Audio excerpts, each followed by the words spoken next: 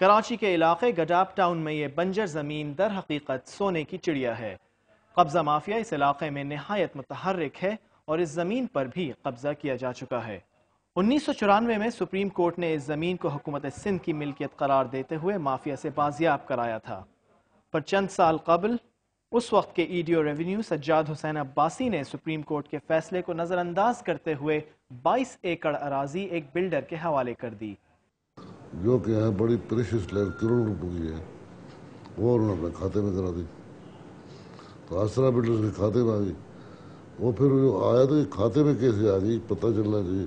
تو ہمیں پتہ چلا کہ یہ سارا مینیج کیا لیٹر عباسی نے ہے، سجاد عباسی ایگزیکٹو آفیسر جو ہے ریونیو کا تھا اس وقت۔ تو ہم نے یہ رپورٹ جو ہے وہ اس کو چیف منسٹر کو بھیج دی، لیگل ایکشن۔ ایڈوکیٹ جنرل کے خط پر وزیر اعلیٰ سندھ نے ایک تفتیشی ٹیم تشکیل دی جو اس نتیجے پر پہنچی کہ حکومت سندھ کی اراضی غیر قانونی طور پر بلڈر کو مختص کی گئی تھی۔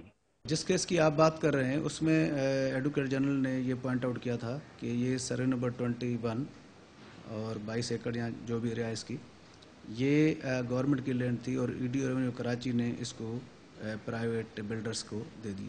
ایسی بات نہیں ہے۔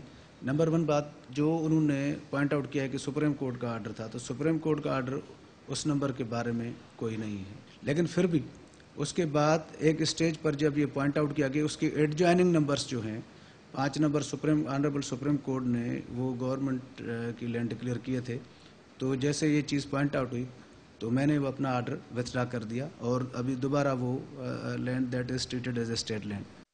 سابق ای ڈی او ریونیو نے الاٹمنٹ تو کینسل کر دی، پر متعلقہ بلڈر نے عدالت کا دروازہ کھٹکھٹا دیا اور یہ معاملہ اب عدالتوں کی زیر سماعت ہے۔ ڈان نیوز سے بات کرتے ہوئے حکومت سندھ کے ایک اعلیٰ افسر نے اعتراف کیا کہ ای ڈی او ریونیو کے یہ اقدام شہریوں کی جیبوں پر بھاری پڑیں گے۔ بیشتر ماہرین کا ماننا ہے کہ حکومت کے مختلف اداروں کے مابین تعاون کی کمی اور ایک دوسرے پر الزام تھوپنے کی روایت سے نہ صرف حکومت کو نقصان پہنچتا ہے بلکہ ٹیکس ادا کرنے والے شہریوں کو بھی بھاری قیمت ادا کرنا پڑتی ہے۔